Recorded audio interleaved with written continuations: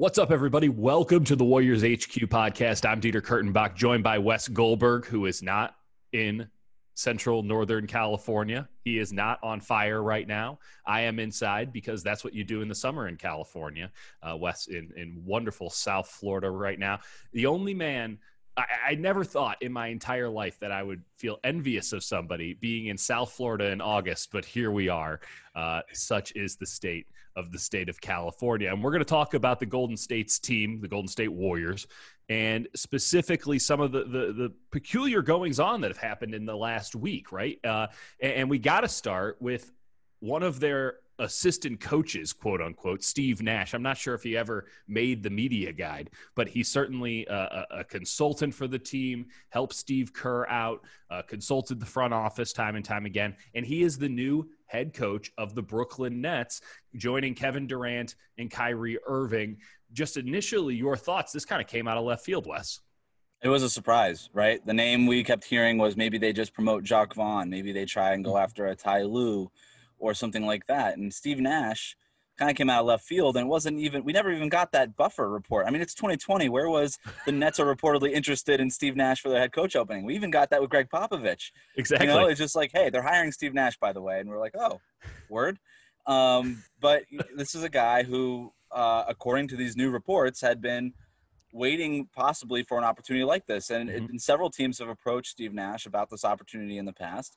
And I think ultimately it was his relationship with Kevin Durant, a relationship that he forged during both of their time in Golden State, that led to him getting hired by the Brooklyn Nets. And honestly, Dieter, I think it's a slam dunk hire. I really do. I think there's a lot of people that are a little. I'm interested to see what you think about this. But this is a guy who obviously has a great basketball mind.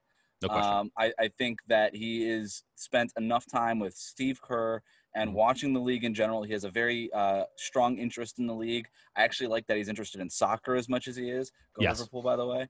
But that, like, just having that ability and that awareness of the big picture in the NBA and the big picture of what, you know, in sports, I think is just helpful. I don't care that he wasn't an assistant. I want a big picture guy for my head coach. You can hire dudes to do player development on your staff. You can figure that out. Steve Kerr is very much big picture. Steve Kerr doesn't even handle his own rotations. That's how big picture he is. Mike Brown does that. So, and already we're seeing with Nash, he hired Jacques Vaughn as his lead assistant. Vaughn can have a very similar role where he kind of does the nitty-gritty stuff, and Steve Nash can come in and be a big picture guy, and more importantly, have the respect and be able to hold accountable Kevin Durant and Kyrie Irving. Well, that's huge. And there's no question that Kevin Durant had say in this. I can't imagine that Kyrie Irving wasn't consulted. The relationship that Nash had with Sean Marks, still has with Sean Marks, the GM in Brooklyn, going back to their days in Phoenix, had to have played a big role. He lives, I believe, in New York City year-round or most of the time. Now, he has many homes and many millions of dollars. He can go anywhere he really wants. I'm not sure what his real estate situation was like in the Bay Area. I do know that he spends a lot of time in New York City, so I imagine that was a place that he was targeting. But I'm glad that you brought up sort of the bigger picture thing. And I think I'm with you. I think this is a slam dunk hire. I think it's a Steve Kerr 2.0 situation. This is a guy who sees the game clearly. I always like getting guys who can also commentate on the game to a level. It shows that they've engaged with the league on the whole to a certain degree. As you mentioned astutely, he engages with sport on the whole. And I think that there's a lot more cross representation in sports these days. You know, football is becoming basketball, and soccer is becoming basketball, and basketball is becoming soccer, and hopefully basketball never turns into football, but who knows? Baseball is completely irrelevant as a cultural sport in America. I'm glad that you brought up the sort of new role of a head coach, or in theory what the new role for a Steve Nash could be, which is overseer, grand poobah, guy who views from on top and delegates out beneath him. Big picture guy, as you put it. I think that has to become the norm in the NBA going forward. And we've seen it work so wildly successfully with the Steve Kerr. He learned that from Greg Popovich. Yes, Pop maybe is a little more hands-on than Steve, but Pop delegates as well as anybody in the NBA. He takes a great deal of pride in his assistant coaches getting big-time responsibilities. even coaching games. The really good coaches do that, in my opinion. And it's very similar to how you see front offices structured now, where you have a president of basketball operations who kind of has the big picture stuff. Maybe he's a big time recruiter. Maybe he's just somebody who deals with the media, but he's the guy who oversees it all. And then the little tasks of being a general manager, the busy work, if you will, and not to say that it's not incredibly important, but the kind of stuff like checking in with all of the scouts, checking in with agents all the time, checking in with other teams, just, see what's up. You can delegate that. You don't have to also take on those responsibilities. You can stay in the big picture when you then hire a GM under you. And we're seeing that to a certain degree with the Warriors. Bob Myers hasn't fully given up all of his responsibilities as GM. I expect that to happen going forward. And while I'm a bit concerned about what that might look like down the line, it's still something that seems inevitable. We've seen it across the board in baseball. Maybe that's the cross-promotional or the cross-platforming there. I think it's an absolutely slam dunk hire. And well, to your point, the CEO, like Steve Kerr, it manages his coaching staff as if he were the CEO, but in a typical business organization, the CEO is sort of big picture guy. Mm-hmm. And then you've got your CSO who handles sales, and you've got your CTO, whatever that is. And you've got all those. Mike Brown is your CFO, handling the minutes, handing out minutes. That's right. Yes. He's in charge of those allocations. Who is HR? That's a great question. They needed a better one because they lost Kevin Durant. That's, you know what? Yeah. And he had nothing but bad things to say on the way out. Maybe it was Steve Nash all along. Maybe it was. He's the mole. But you look at now, you mentioned Greg Popovich before and the pride he takes in developing his assistant coaches and having them move on. Steve Kerr is developing quickly a coaching tree. Alvin Gentry, who you can or cannot give him credit for because Gentry had been a coach prior, but he was under Kerr, and you can make that argument. Luke Walton, most certainly.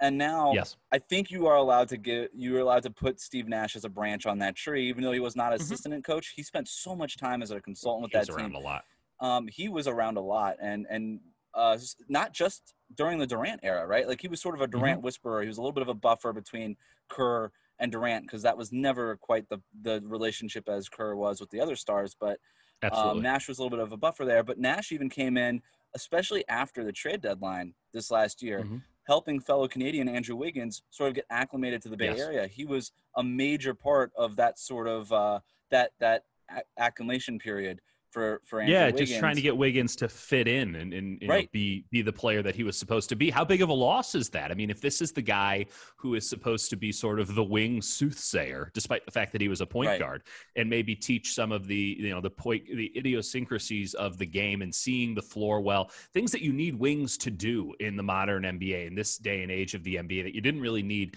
back in the day and only the greats truly did. How big of a loss is it that they no longer have that guy? Because if Wiggins is still on this team, and I think it's more likely than not that he is, his development will directly correlate with the Warriors' success, not just this upcoming season, whenever the hell that starts, but especially going forward. Yeah, it's a good question. It really comes down to how much did Steve Nash really help Kevin Durant develop? And I would argue a little bit, but not a whole lot because he was an MVP caliber player. But yeah, I mean, I think he was obviously able to show him some moves and more like tips of the trade type situation. Hey, when you get into this situation, do this. Very much like what Kobe Bryant would do with the people that he would help mentor. But not so much in hey, this is how to be a good wing in the NBA. It was very much more situational. I would imagine that that would be helpful for Andrew Wiggins. He has been in the league for a long time now. And so that stuff is certainly helpful, but I don't know that he is going to make Andrew Wiggins all of a sudden worth $27 million a year either. So, for Wiggins, I think more than anything, it'll just be leaving Minnesota, getting into the Golden State ecosystem and having a more defined and a more specific role that's going to help him more than anything. So I don't know that this is a huge loss for the Warriors. But, look, they liked having Steve Nash around very much. Steve Kerr loved having Steve Nash around. I think it was a little bit Popovichian in that, hey, like the X's and O's and the player development stuff and all that's really good, but these are ultimately people I just want to spend time with. And Steve Nash was one of those guys that Steve Kerr liked to spend time with. Course. I mean, what's not to like? I remember the photo of those two when Kerr was handing Nash his championship ring after the 2017 season. Just no shirts, no worries, man. Like they were just bros. And I know that Steve is very happy for Steve Kerr is very happy for Steve Nash, but it's a bit of a blow. Not emotionally. I'm sure their relationship is just fine, all that stuff. You want guys to get good opportunities, and it's not like Steve Nash was an integral part of the Warriors coaching staff. They loved having him around, but they understood that it was most likely short-lived because, listen, this is a guy who was commentating on soccer games for Turner like a couple of months ago. Like this, he had other interests. He's a minority owner in the Vancouver Whitecaps. He's got a lot of stuff going on. The Warriors loved when they were able to get some of his time. Now he's devoting all of his time to the Nets. I do got to broach this subject. We're just two white guys talking about this, so perhaps we're not the right people to bring forward this message, but a lot of backlash about Jacque Vaughn, a black man, not getting this job. Did you read into that at all? I'm personally of the mindset, I'll maybe give you an out here. You can just agree with it. I'm personally of the mindset that you cannot allow the political climate of the day, and I don't want to, overstate it, understate it, but you can't allow sort of the political climate of the day to dictate what could be a championship window of 2 or 3 years. Right. We know everything in the NBA is so short. If you truly believe that Steve Nash is the guy, you can't give somebody else. It's not a tie. It's not like a tiebreaker situation. You just have to go with the best guy. It's great that Jacque Vaughn's sticking around. And let's not forget, Jacque Vaughn's team did get swept. I think we might be reading too much into Jacque Vaughn getting a bunch of guys who were never going to play meaningful minutes in a playoff competition in the NBA again, getting those guys to play hard. Of course they played hard. They had everything in the world to play for, and they, almost beat a really bad Portland Trail Blazers team. I think that more was made out of the Nets in the bubble than perhaps we, actually want to admit is meaningful going forward. But Jacque Vaughn, very good assistant. Maybe he'll get another job. I already heard a yes, so we'll just leave it at that unless you have something. Well, no, I do. I thought that the backlash was a little, honestly, ridiculous to Steve Nash. I mean, this fact that, no, he has never been a coach at any level. I get it. Right. And like there was a little bit of, but that's the thing. Like he kind of has been. Like he just doesn't want the grind of being on the road and doing all of this crap. He never held the title on his business card. It never said assistant coach, but he was around teams. He was learning from coaches. He was doing that sort of work. And by the way, this is not the first time we've ever seen a high-level playing guard get a head coaching gig right out of broadcasting or whatever. We saw it with Mark Jackson. We saw it with Doc Rivers. We've seen it before. Isaiah Thomas. Worked out with one of those. It worked out. Yeah. I mean, Doc Rivers is going to go down as one of the best. Like Doc Rivers will be known more as a coach than he was a player at this point. Unquestionably, and he was a great player. I mean, great, really, and look, solid. Mark Jackson had a pretty decent career until the end there, and he just couldn't take the Warriors that next step. But he got them into a much better place than where they were. And so I would consider his head coaching tenure successful, largely. Right. He's not getting another job because of some of the other stuff that went on the periphery. The interpersonal stuff, is an issue. That's on him, and that is part of coaching. And I think that was also a lesson around the NBA. Right. Like Mark Jackson, good coach. Everyone on his staff hated him except for like 2 guys. He had everything was politics. Everything was politics, and it was a toxic kind of politics. And then you bring in Steve Kerr. You see what the Warriors do with a man who could never be described as toxic, no matter what. Say what you will about Steve Kerr and maybe some of the stuff that he does as a head coach. Dude wins titles, and everybody in the NBA likes him. Kind of hard to argue with that. And so teams around the NBA see it. You go and you try to copy the best in the NBA for the last 5 years, maybe not this year, but for the last 5 years, that's been the Golden State Warriors. And you go, what changed? They went from toxicity to non-toxicity, and they went from a guy who micromanaged to a guy who allowed people to do their jobs, perhaps too much so. They over-delegates, and everyone goes, that seems like a better model. And that's exactly what the Nets are doing, because they did this. 100%. They just did this, not just did this, but recently with Jason Kidd, who came in very Mark Jackson-y, micromanaged, was not great interpersonal skills. And now Steve Nash is going to come in, and anybody who's ever interacted with Steve Nash will tell you that the last thing they expect is for him to be Mark Jackson or Jason Kidd, as far as that goes. And so I do no think chip on that guy's shoulder. This is not a situation of white privilege, and I'm sorry just to like comment on the political nature of what's going on right now, but not everything is that. At sometimes you just need to hire who's best for the job, and there's not a single person in the NBA who wouldn't tell you that Steve Nash would be that Steve Nash wouldn't be a great head coach. Everybody expects him very much to be a great head coach, and that this is an earned hire and it's a good hire. And that's all there is to it. And by the way, it's not like Jacques Vaughn wasn't the head coach of the Brooklyn Nets. He was the interim head coach. They fired a white guy in Kenny Atkinson and hired who another might have been guy. micromanaging, to be fair. I mean, that also falls on Kenny Atkinson. This is not going to be Nate McMillan to Mike D'Antoni and however you want to think about that. This is going to be Kenny Atkinson was fired. He was a white guy. Your interim head coach was your lead assistant in Jacques Vaughn, who is black. And then you hired Steve Nash, who is a home run hire for any team out there right now. 100%. And by the way, Jacques Vaughn was a head coach already, and he wasn't good at it in Orlando. So let's not act all of a sudden that this is Ty Lue or something. Like this, he was not a good head coach. He just wasn't. I'm not even sure Ty Lue's that great of a head coach. I mean, let me throw but he didn't this have one nearly step. the success rate. Yeah. Well, yeah. I mean, Ty Lue has a ring on his finger, so he has to be pretty good at something. So I'm underselling him a bit because clearly, he keeps getting into the running, unlike a Mark Jackson. Well, it sounds like he's going to be the guy for Philadelphia. And by the way, I think that's a slam dunk hire for them. That's exactly sort of the guy that they need. Seems good.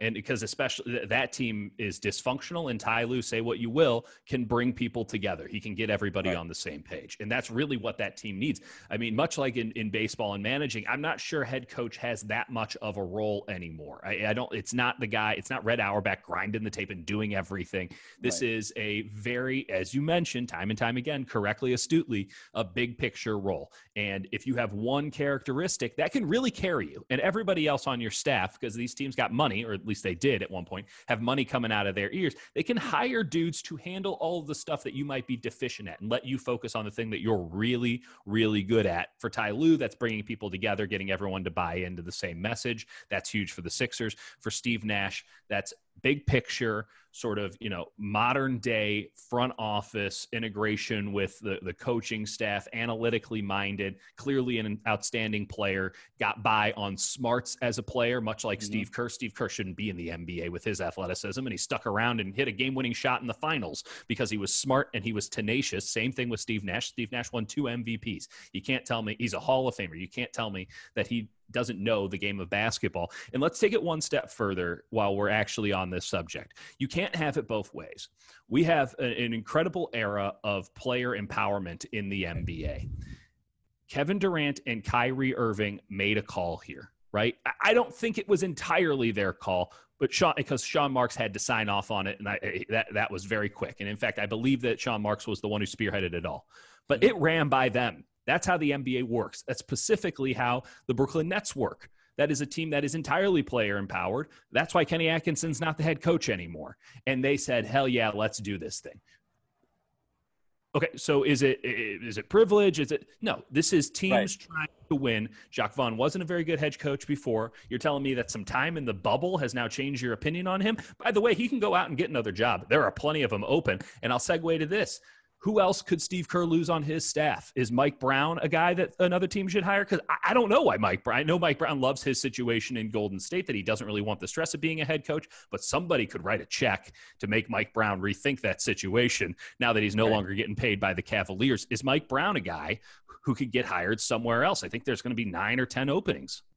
It's entirely possible, right? I mean, the NBA loves to go rehire guys who've already been head coaches, and there's only so many of them left. I mean, Thibodeau's already gone. Mike Brown as a case in point.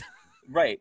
And so, look, it's entirely possible that Mike Brown can end up somewhere else. I think with the right team, it would be a good situation, but I don't think Mike Brown has ever picked good situations for him. I mean, he almost did with the Cavaliers the second time, but that was worth a go.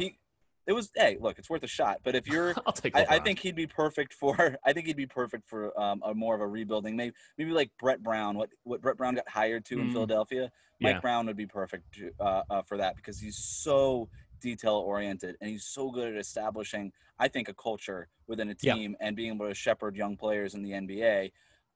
And with everything that experience is, he would be great for a team like that. And for those reasons too, Dieter, like let's not discount the fact that maybe he could go to a college level. I think he would be tremendous as a college recruiter. Mike, I mean, you and I have talked with Mike Brown. Imagine him walking into a living room of a 4 or 5 star basketball recruit. I mean, it's game over. It's just, he's so happy. Matching belt with shoes, like it's done. It's a done deal. And it's game over. It's game over. So if you're a college program looking to make a slam dunk hire, I'd be calling Mike Brown too. So yeah, Mike Brown's probably the next guy. And then other than that, like you've got Jaren Collins, who is starting to take the reins from Ron Adams, who's not traveling as much with the Warriors anymore. We are definitely seeing a shift within Steve Kerr's coaching staff, right? With Right. with having lost Luke Walton only a few years ago, and now you're with Steve Nash no longer there, And Ron then Adams sort Ron of going Adams into the coming back, next phase of his career. There's a little bit of a shift, and they've hired more player development coaches last year. I think that's going to be a trend going forward. I think you could see a large staff approach with Steve Kerr going forward, because he's probably prepared to lose a bunch of these guys too. And it's as much as coaching the 15 players on the roster is important, so is kind of coaching the rest of your coaching staff. 100%. And those player development coaches so important for the Warriors, and they have been over the last couple of years, but now where the margin of error is even less, as we saw this past season where they win 15 games, you have to be able to develop guys. You look at all of these teams that are still playing, save for perhaps the Lakers and maybe even the Lakers, they have guys who came through the G League affiliate, who were built up through the system. And maybe they're not a Pascal Siakam type, right? Like those are once in a blue moon sort of players, but you're getting a Dort, you're getting an undrafted free agent who dropped 30 points in a game last night and was guarding James Harden. And yes, they're out, but damn it, that was pretty good. You get the player development, or maybe just the system development of what Houston's doing. You have Alex Caruso, to whatever degree Alex Caruso is worthwhile to talk about it with the Lakers. I mean, there are guys, and then of course, nobody does it better than Toronto, and Boston's doing a great job with player development as well. They always go 8-9 guys deep, and you don't even know where they found these 7 or 8 guys at the end of the bench.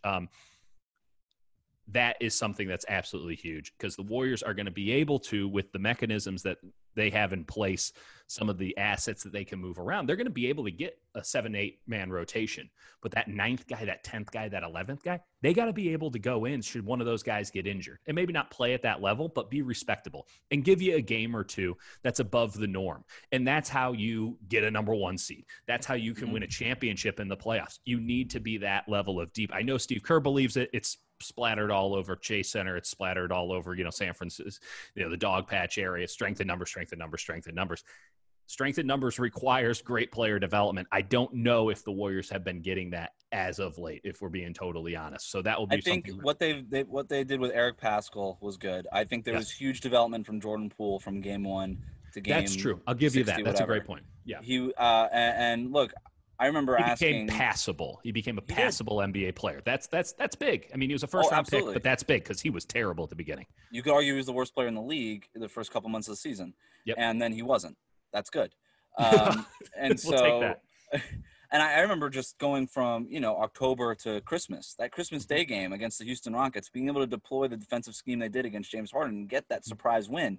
I remember asking Steve Kerr after that game, could you have done this in October? Right. And he said, absolutely not where they were. And that's 2 months of development. So just imagine that for, a full season or a couple of seasons in the case of guys like Pascal and Jordan Poole are going to be there. Look at a guy like Michael Mulder at the end of the season who looked like a serviceable, 3-and-D type of player who's not bad to have as your 14th or 15th guy. What they were able to do with guys like Kai Bowman. I mean, there's hints there that they can become very Spursian, or like Toronto or Miami or Boston, these teams that consistently get. I'm sorry for not bringing up the Heat, because I had to make sure to shoehorn that in there. I'm sorry, because honestly, that's a team that is up there with Toronto in terms of doing it best. Oh, yeah. I mean, you look at what they're doing with like Duncan Robinson and Kendrick Nunn and stuff. Like, the Warriors want to do this, right? Like, that is the next level of this. You can't just assume that there's going to be a cap spike and you're going to be able to sign Kevin Durant to a 73-win team every few years. You can't assume why that, not? it turns out. So Warriors fans who are hoping for a Giannis trade or a Joel Embiid trade or something like that, more likely than not, it's not going to happen. You can't count on that. And so what can you count on? Your staff developing the players that you have. Right. Let's segue into the draft. And that's all we're talking about basically at this juncture, though I love that conversation. Let's not poo-poo what just happened there, because that was good stuff. But good stuff. Warriors have the number 2 overall pick, and the scuttlebutt now, and this is from people that I really trust about this stuff. I am not, plugged in Mr. Draft Man, and you have spent far more time watching the tape on these guys than I have. So I defer to your expertise when it comes to who's good and who's not. But I got my ear to the ground a little bit, and the scuttlebutt, at least today, and it might all be smoke screens, is that Anthony Edwards is going to be there at number 2 for the Warriors. Right. And we talked about this in the last pod. If that is indeed the case, you just take him and you don't think twice about it, right? Like he's got to be the number 1 option there. I don't know if he's going to be all that great. It's not a great draft, but I think he's the best player in this draft. I think he's the one guy who could fulfill the quote unquote Kawhi Leonard role that the Warriors really, really needed out of this pick. So if indeed it is LaMelo Ball, number 1 overall to the Minnesota Timberwolves, which, by the way, that draft pick is going to look real good after that. You take Anthony Edwards, you don't think twice, or you really get something outstanding in a trade situation. And 2 teams that sound like they really want to move up, whether that be for Ball or Edwards, really those 2 guys only, are the Phoenix Suns at number 10 and the Atlanta Hawks at number 6. At least that's the word on the street. With the Phoenix Suns, I think it's a pretty easy trade should the Warriors want to move down. And we've talked about that before, that moving down might be a really good option for them. And also getting a Kelly Oubre from the Phoenix Suns. That just seems logical, straightforward. Don't have to talk about that too much. The Atlanta Hawks are an interesting case. John Collins and DeAndre Hunter are 2 young guys. Collins, a center. He is on a very favorable contract, even though he might not have lived up to it last year, and they might have gone out and gotten Clint Capella, and I don't really know what the hell's going on down there. But he's for $4.1 million this upcoming season, $5.8 million on the qualifying offer the season following. He is a small big man, 6'9", 6'10", can shoot the 3 a little bit, a nice pick and roll player, average defender with, the chance of some spectacular dunks because he can really get up. Collins is an interesting case study for the Warriors as part of their center rotation because we're both in agreement that James Wiseman might not be there. And then Hunter is a bona fide wing, played 32 minutes a game last year, not very efficient. But listen, the Warriors can't be picky at a certain juncture. Do those names interest you enough, if in fact Edwards is there, to make a deal and move down to number 6 and then go and get a guy like Halliburton or the kid out of USC, or I don't know. There's so many damn wings that the Warriors can get in that 5 to 10 range. Is that enticing enough? Collins, maybe Hunter, if you're lucky, in exchange for essentially Anthony Edwards. I'm sorry, it would be Collins, Hunter, player you draft at number 6, whomever that might be, for Anthony Edwards. Does that tickle your fancy at all? I poked around this idea with people who cover Atlanta and stuff like that, people who know what's going on there. And the Hawks invested so much to get DeAndre Hunter just a year ago. They're not going to move off of him, not to go up to number 2 in this draft. To be fair, the Hawks really want Anthony Edwards. That is a Georgia lineage thing. They really wanted DeAndre Hunter. So if they're going to move somebody, it's not going to be him. Okay. But Collins could be a potential get there. I think you look at a guy like Kevin Huerter. You look at a guy like there's other pieces on that roster. I'd be very interested. May be willing to move. I think I would too. To me, I would be more interested in the Huerter than Collins, but I think Collins is probably the more gettable one. Just because if you're projecting forward, especially if you're building around like a Trae Young, Clint Capella 1-5 pick and roll offense, DeAndre Hunter probably projects more as a 4 than he does a 3. Yes. And so with that, where does Collins end up, right? And Huerter can play the 2 or the 3 for you, so he's a little bit more versatile. And we know that Travis want him in wings that kind of clay role. Exactly. So if it's Collins, let's leave Huerter, let's leave Hunter out of it. Let's leave Huerter out of it. Yeah. It is Collins and the number 6 pick for Anthony Edwards, the number 2 pick. Yeah, I would take Anthony Edwards in that situation only because Collins is making, like what you said, $4-something million a year, but he's due for an extension and he's going to get money, right? You have to pay him upwards of $15 million a year. Nope. That's the price. Pass. And then exactly. And look, he's a 40% 3-point shooter. He can make awesome dunks, and his YouTube highlight reels are great. They're very fun to watch. But he can't guard. He's a little too small to play the 5 for you. Lean, He's only 6'9", not great wingspan. A little too lean to play the 5 for you, and not laterally quick enough to play the 4 for you. And when you're the Warriors, and you're thinking about how you want to allocate your resources this offseason, it's a very important offseason, you need to think, who can be on the floor for us in the last 2 minutes of a Western Conference Finals game? And that's not John Collins. Like, John Collins is a guy who can come off the bench for you, be the in that sort of situation, lead your second unit. There is a reason why the Hawks decided, hey, we're not even good, and we're gonna start going. We're gonna go in a different direction. So whether or not, so if you're the Warriors and you plan on being very good, then I don't know that Collins is going to be one of your last 5 guys. I think when we think about guys who the Warriors could go and acquire, whether it be for the second round, for the number 2 pick, or the TPE, or the MLE, or whatever, you got to ask yourself, is this player going to help our defense on day one? Because that's really what they need. And John Collins, the answer is no. Right. And you've only got so much money. You've got a really high payroll. Like, this stuff matters, and that's why I don't think it's necessarily a great option for Golden State to move back for a guy like John Collins. Is he a nice player? Yes. Do I have fun watching him? Absolutely. I just don't think he's going to be in your closing 5, because the Warriors' closing 5 in the past few years has had 4 awesome defenders and 1 average defender in Steph Curry, who, by the way, doesn't get enough credit on defense just because of what he does communication. He's scrapping. He's yelling out ball screens. He just understands what needs to happen. Yeah. And that stuff's important too. Not a bad team defender. Not a bad team defender. So I'm giving him the benefit of the doubt by just saying average. You can argue that he's an above average contributor to defense. Let's not get crazy. Okay, I won't. So average and 4+ high-level defenders. Next year, you're going to have Klay Thompson. By the way, we don't really know what he looks like coming off this knee injury. Let's say it's a step down. A moderate step down, and Draymond Green, who is only getting older. That's 2+ defenders, absolutely. And that's it. We don't know what Andrew Wiggins looks like over the course of an 82-game season, let alone the playoffs. Steph Curry, like we said, is about average at best. And whoever this 5th guy is, if it's Marquise Chris, great. He's okay. But like, I think you can close with Marquise Chris. That just doesn't. Then you don't have the offensive style that you want to play on the other end. Exactly. So if it's Eric Paschall, there's limitations there too. Of course. So you need to go get guys who can be on the floor for you. Give me one name. If you're going to move down, Oubre. That's why I'm not even in love with Oubre as a defender. I like Oubre. Listen, I think that might be the best they can do. Is there somebody that stands out better? If you could get Rubio from the Suns, that might be a better option as far as his versatility. I think you need specifically guys who can defend at the point of attack, and I have doubts about Oubre. Oubre is a better player, no doubt, and I think the Suns would be willing to move off of Oubre because they're getting into some cap situations here. He's expiring after next year. They're broke. They're broke too. They're broke. Good point. And that bubble lineup of having the wings that they had, now I'm forgetting their names. The wings not that they Kelly had Oubre.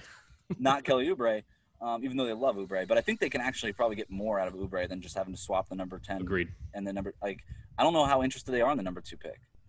You know, this is a team that it sounds like they want to move up. I mean, and I think it's for Anthony LaMelo. Edwards, but if it's for LaMelo, I get it, because that's an easy pairing. You have LaMelo and Devin Booker in the backcourt, and I understand that. But if he's not on the board, I'm not sure how viable that trade is. That team wouldn't guard anybody. I mean, Monty Williams doesn't have any hair, but he would be pulling it out if he had any because, geez Louise. And you mentioned Ricky Rubio. Like, you're going to play Ricky Rubio and Steph next to each other in crunch time. I don't know, man. You could get away with it in certain lineups, but I agree. Like, there are certain matchups, I should say. But I agree. It could be very problematic, especially if Andrew Wiggins is then, presumptively your 4. You're giving up a lot of size there. Yeah. That's why I keep going back, and that's why I keep saying, like, if Anthony Edwards is there at number 2, you just do it. It's easy. It's clean. You still have your TPE to use on another resource somewhere else who's maybe a better fit. Then you're not just limited to this universe of, like, Atlanta players or Phoenix players. And they're such great universes, though. And that's the like thing knockoff too. Marvel characters. Are you going to use I wish I had a superhero joke up my sleeve, but I know nothing about it. Do you want to take 2 resources in the TPE and the number 2 pick and get 1 player for that, or would you rather get 2 players for that? And that's really the question right now. Is John Collins a good player? Yes. Is Kelly Oubre a good player? Yes. Are those players better than just getting the number 2 overall player in the draft and another player? I don't think either of those guys are better than 2 players. No, and they just need bodies at a certain point. I mean, there's a certain floor of competency, but they just need bodies. I got a guy who would be really good for the Warriors in a closing lineup. Giannis. He'd be great. I think he would be a good fit. I think play him at the 4. Yeah, you could play him. Play him at the 5. Draymond's a little bit limited these days. He can just stick to that position. Listen, the Giannis to the Warriors. I don't want to give it too much credence here because it's not going to happen. But it's going to. The scuttlebutt is down. Him leaving Milwaukee is going to get loud if they get swept by the Heat here in the second round. Yeah, and I'm sure that, What if you they lose? lifelong Miami Heat fan, it's just salivating at the notion of it. And I Yep. know Warriors fans are going to do it. I threw some, logs in the fire last night on Twitter just to, I don't know, poke the bear. I Right. just find it very funny because people freak the hell out. Listen, I'm sure that there are other teams across the NBA that can put together a better trade package than what the Warriors can put together, which is essentially any draft pick that the Bucks ever want. Andrew Wiggins, I guess. I mean, maybe, Salary.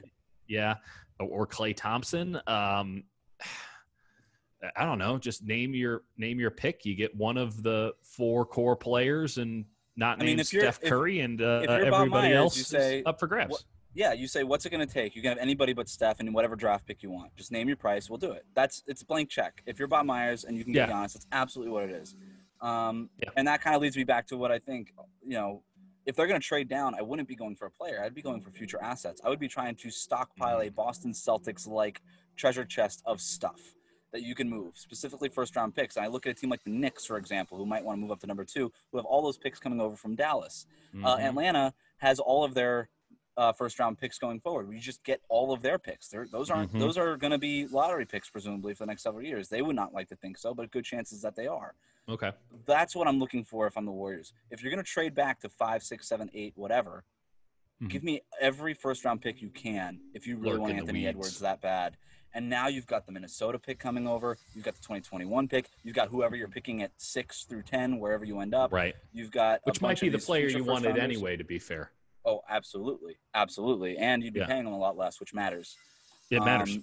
And so that, to me, would be the way to move back. So let's not look at players on these teams so much as what do they owe as far as draft picks? What do they have that they can trade? That's what I'm looking for. Let's just say, right, that Giannis, this doesn't work out. The Bucks do what it is they're doing currently, which is completely implode come playoff time.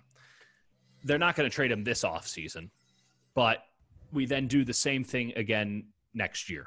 And now it's pretty obvious he can't win a title there. It's Milwaukee. Love Milwaukee as a city and all that, but it's not – they're not loaded with cash to make the kind of investments necessary to get that team over the top. They're locked in with kind of that core, and that core, including Mike Budenholzer, can't get the job done. And I think that that's a very fair thing. And Giannis, perhaps.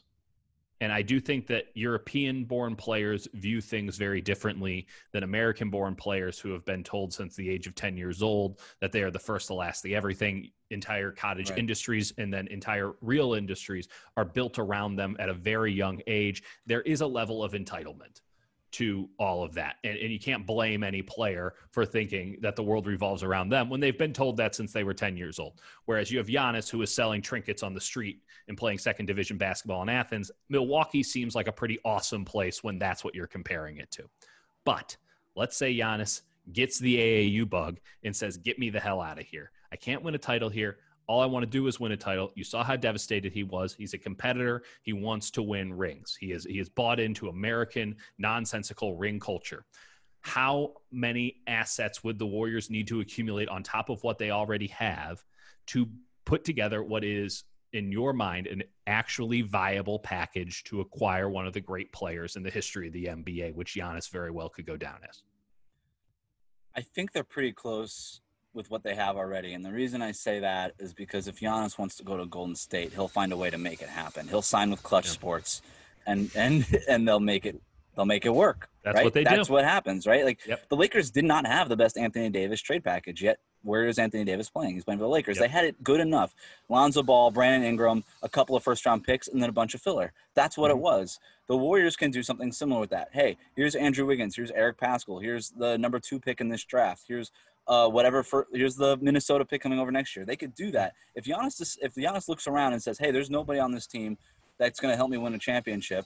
And by the way, it doesn't, like, Milwaukee as currently constructed doesn't look good. Mike Budenholzer does not seem up to the task of out-coaching Eric Spoelstra, let alone Brad Stevens or Nick Nurse or anybody else in the East. So I think there's real concerns with Milwaukee as currently constructed. I don't know how they get out of it because Chris Middleton is under contract. Eric Bledsoe is under contract. They don't have a ton of assets. Unless you try to package whatever they do have together and make a big move, That's the only way they do it. And in lieu of Who's that, going to Milwaukee?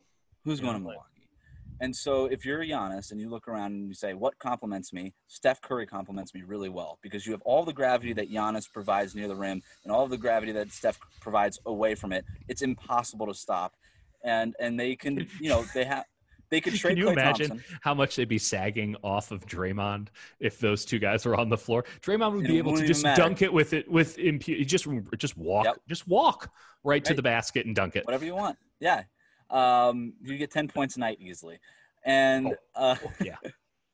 We could get buckets on that with that kind of gravity. 100%. I would thrive. I would just do all the dirty. I would dive for loose balls. I would star in my role, Dieter. They need most Spates. He'd get nothing but uncontested 17-foot jumpers, kind that he's kind of always had. And he knocks them down at a 90% clip. So David West would come out of retirement. All the guys with old man game who could just knock down a 15-foot jumper, come on in, because you're going to have all the 15-foot jumpers you want. If they take this TPE and find an expiring contract with it, let's call it a $15 million player such as Rudy Gay, just to be easy here. That seems like a very and then you take the player, hypothetical. You take the player at number 2. Mm-hmm. Let's say it's Anthony Edwards. About Anthony Edwards at $10 million a year, which is what $9 to $10 million a year is what you're paying him.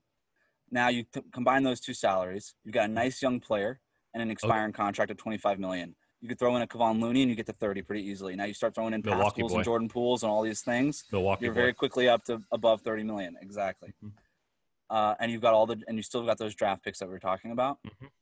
That's a pretty decent offer as far as if you're Milwaukee, you get a nice young player, a bunch of assets, and then some cap relief, which is what you're going to want if you're rebuilding. At that juncture, because you lose Giannis. Okay. You've talked me into it. But there's some crazy other stuff that can happen. Like, what if the Clippers decide that Kawhi and Paul George isn't enough? Do you just say, hey, Milwaukee, you want to do like an Oklahoma City Thunder style rebuild? We'll give you Paul George for Giannis, straight up. I mean, there's some stuff out there lingering, is what I'm saying. I would not. Yeah. And then look, and if Giannis decides, hey, I'm not going to rock the boat here. Let me just play this one last season, 2020, 2021 season out in Milwaukee, and then sign with that team that swept me in the second round in 2020. Miami's going to have cap space too, so there's going to be those options as well. And if I'm Milwaukee, there's part of me that just thinks, given where they are in the NBA landscape, that you just ride it out. And if he leaves, he leaves. And you don't go and try to acquire. Maybe you do a sign and trade at the last minute with Miami or whomever creates the cap room. But I don't think that you can willingly rid yourself of Giannis. I just don't think you can do it. He has to. Why Cleveland never traded LeBron. It's why Oklahoma City could not trade Kevin Durant. When you're a small market team, you have to assume that you will never get a player as good as Giannis ever again for the rest of history. And now you can't just trade that away. But there's a legitimate argument to be made to the counter, which is now this guy's going to walk away for nothing. If he says he wants out, then you have an Anthony Davis situation. You have a situation where know he's not coming back, and then you have to trade him. So it is all incumbent on Giannis. Anything short of a trade demand, yes. And this is now into Carmelo Anthony territory, right? And this is why so many players don't want to do that, like a LeBron James or a Kevin Durant, which is, I don't want the team that I'm going to now be worse because they had to trade for me. Right. Carmelo Anthony did that. He forced the trade. He could have just gone to New York out of Denver as a free agent. And he said, no, make them pay for me because I need the ego boost. And he got that ego boost. And he got a lot of shots up over the next 7-8 years. He also never came close to winning anything because that team was absolutely crippled by the fact that they gave up so much to get Carmelo Anthony, who they were going to get in a couple months anyway. So players are much smarter now about that. That's why LeBron James never demanded a trade. He said, and why he never gave any inclination that he was leaving anywhere until we all knew that he was going to the Lakers. Yeah. And everybody's basically, hey, you won your thing in Cleveland. We know you're going to LA. This was awesome. Good luck. Try to win one more championship before you leave. And he almost did. And the same thing when he left Miami. It's just, hey, he leaves Miami. He doesn't get traded from Miami. He leaves Miami and forces the Cavs to trade Wiggins for Kevin Love and speed up the title window there. Right. I think Giannis would do something very similar. That's why he idolizes Steph Curry. He admires Steph's game. He understands. He's very smart about this. He understands that Steph would be the perfect complement for him. And he probably sees what's happening in other places in the league that want him and say, you know what, there's a lot of things that those teams have going that Milwaukee does not currently have going. And I'm not going to ruin that because I want to go there. I'm going to be a part of it. just like Kevin Durant became a part of the Warriors instead of ruining what the Warriors had. One name I do want to float out there to you. Yes. If I don't think that, and for all the reasons we said, I don't see Giannis getting traded ever. Right. I think that he will leave as a free agent if he does. I think that works for Giannis. I think that it works for the Bucks, as strange as it sounds.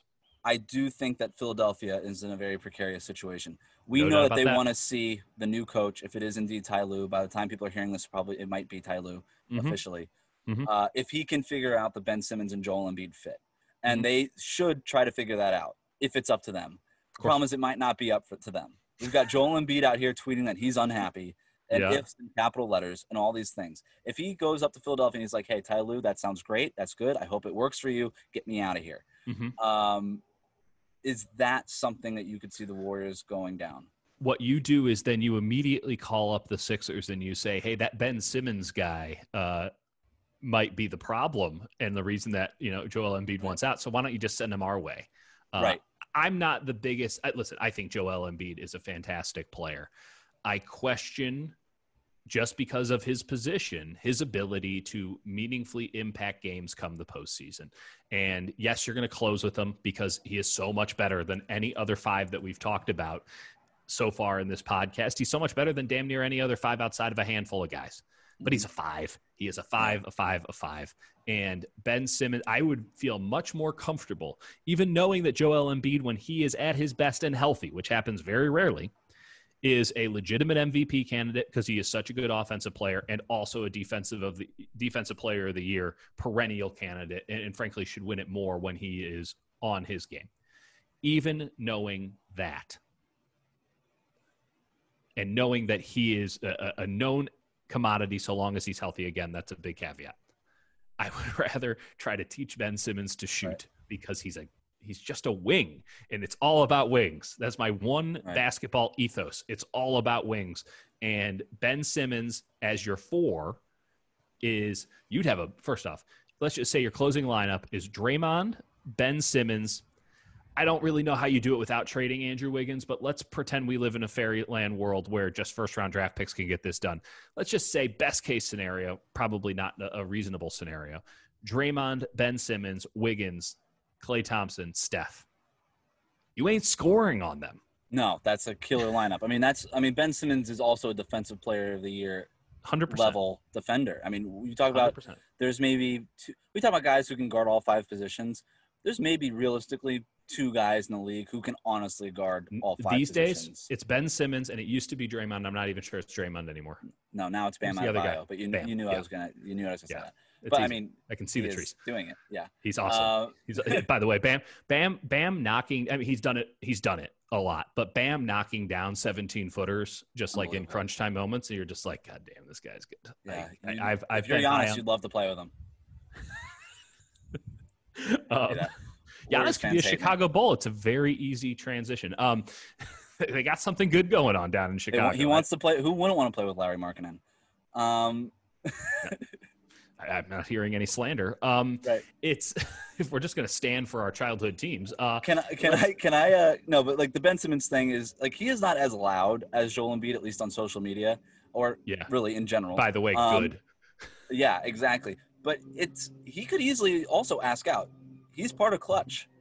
They have a track record. What if both of these guys ask out? If you're the Warriors, I agree with you. I think you go Ben Simmons. And I've always said this, and I wrote about it the other week. If it's between the two, if you're like living in this fantasy world where you get to pick between Embiid and Simmons, you pick Simmons. Yeah. I do start to think, though, how fun would it be if you just went full 2001 Lakers and just said, you know what? Try stopping Embiid and Steph Curry, just like they went try stopping Shaq and Kobe. Yeah. Just try it. See what happens. It would be fascinating, and maybe it'd be short-lived.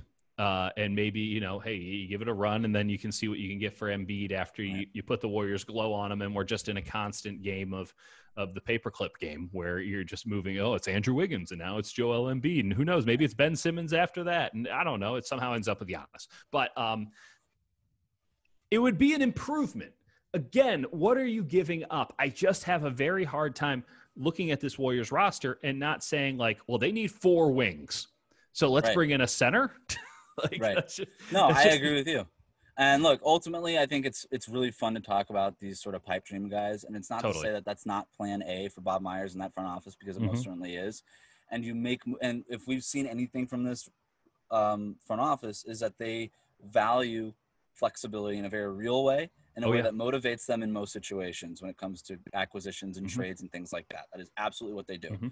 If they can move a player and pick up an asset, if they can move a like player for a like player and pick up an asset, they will do it. And so we saw it, D'Angelo Russell for Andrew Wiggins. And so I think given that level of flexibility that they have, which is astounding for a team that just came off of 5 finals runs, by the way, they will be at least in the conversation for the superstars, which is all you ever want. But in the 100%. Meantime, go back to our coach conversation. It's about developing who you have, the players you have on that roster, and that's what they're going to do. And they're going to try to win a championship very 2015-16 style in lieu of getting that next superstar and winning championships 2017 style. It's about developing the guys, and let's just put on our total realist hat. Let's get away from this NBA 2K turn off fair trade mode dynasty nonsense and talk real. The Warriors are going to have to draft somebody in this draft, whether that be at number 2 or in the second round or buying a pick or trade. I don't know. Somebody in this draft has to be not just a rotational player, but like a quasi-impact player for this team. Somebody in this draft has to be able to give you playoff minutes. And I'm talking 10, 15, maybe 20 if you're lucky, playoff minutes. And Edwards, it doesn't matter what they do on the periphery unless they go out and get a absolute superstar, which I'm not even sure Joel Embiid qualifies as. I would argue that Simmons does. But unless they go out and get a guy like that, which, again, we don't see actually happening. It's nice to talk about, but we don't see actually happening. You're going to have to draft really well. They've had a lot of time to think about this. And maybe Edwards, if he is there at 2, is just the obvious play. You put him in a good system. He gets the shine on him. You can move on from him down the line if you need to. He can be the centerpiece of a package so that maybe you're not moving a Wiggins if you don't want to. Because at a certain point, Wiggins can only return you so much. There's not a lot of untapped potential there. I think the Warriors kind of are the last buyer. Still viewed as a negative asset across the league. Yeah, of course. At best, you're going to get him to an average asset, like a neutral asset. And we know right now that there are teams that really want Anthony Edwards. Now, is it as much as guys wanted, the DeAndre Hunter last year for the Hawks? No, but I would much rather have I would much rather have Anthony Edwards than DeAndre Hunter. Yeah. If I'm just putting it 1-to-1. Now, if we're talking about LaMelo Ball, much different scenario. I'm not the biggest Hunter fan, but come on, he went 4th last year. It's all about that player in a quasi Steve Ballmer way. Development.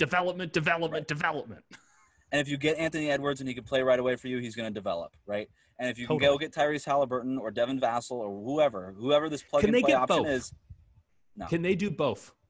Is there any way to move anything to get to 12 or 13? I mean, what would the Minnesota pick? What would the Minnesota pick for next year land you in this draft? Nothing. A late first. Nothing. No. Really? Yeah, teams just don't operate that way. You take the player now. You have no idea what that pick is going to be later. I mean, that Minnesota pick is top 3 protected. That doesn't mean it can't be 17 next year. Who knows? Karl-Anthony, we forget how good Karl-Anthony Towns is. He's borderline. He's a top 20 player. Who knows, if he turns the corner, it changes everything for Minnesota. Yeah, he gives up as much as he gets. For now he does, but same with his cohort. I like a lot of the periphery players on the Timberwolves. I'm not sure about Flip's kid in general as a coach. I think if you're a team, you can't trade a known resource now for an unknown resource later, and that's just how front offices you kind of owe it to yourself too as an NBA team to just trust your homework and pick a player and go forward. I'm just saying, Halliburton seems like a really viable option. The kid out of Villanova, Bay, the kid out of Auburn seem like really good options. There's a lot of really strong wings. You just feel like, man, if the Warriors can get one of those or 2 of those, it might even be better than Edwards. I just don't know what the machinations would necessarily have to be to make something like that happen, and it doesn't seem all that plausible just spitballing it real quick. No, I mean, it's just not the right circumstance. There's not a team here that has 2 picks in the top 20. There's really nothing like that out there. So can you trade back? I mean, look, I've got Halliburton number 2 on my board. for the Warriors. I love him. I think he's I mean, Shai Gilgeous-Alexander didn't go in the top 10, and look at him. He's an absolute stud, and I think Haliburton has a lot of the same qualities. Not a super athlete, doesn't leap off the page for you, but we put him on an NBA court, he just knows what he's doing, and he scores, and he plays defense, matters. And he's just a professional out there. I mean, you watch games with him at Iowa State, he just looks like an NBA player on a college floor. That to me is important. And so I love him. I think Devin Vassal's got really high upside. Patrick Williams, his teammate at FSU, very high upside. Yes, I do like Patrick Williams. There's guys that you can get. So if you're the Warriors, you want to trade down, go for it. I just think if you're doing it, you're not doing it. I think you're best off doing it for future assets and not necessarily trying to figure out your closing five in that trade. Wes, what's coming from you? Mercury News, Locked On Warriors podcast. Tell the people what they can expect in the coming days and weeks. Locked On Warriors is my podcast. It's 4 to 5 days a week, every week. We've got NBA bubble notes that I'm doing every Thursday morning, which has been a lot of fun. It's been really good. It's just sort of consumable, bite-sized stuff, just sort of my observations from the NBA bubble and a lot of times how it relates to the Warriors. This week we had it led with how important three-point shooting is going to be for the Warriors, specifically with their team construction going forward in a meaningful way. So check that out at themercurynews.com. You can check out the Deets. It's a new newsletter. I write just a column in the morning, give you a little bit of hot fire to start your day. Put a little bit of it in your coffee, and now you got a good take to get you by. It's spicy and kind of recaps everything that we have going on. Just in Bay Area sports and sports in general. Should take you about 5 minutes to read, then you're fully covered. You got a take, you got the baseline, stuff you need to know from the rest of the day. It links out to Wes's work. It's theoretically good stuff. We'll be back next week. Surely about 45 different things will happen in the next week that will dramatically change the future of the Golden State Warriors and, in fact, the NBA.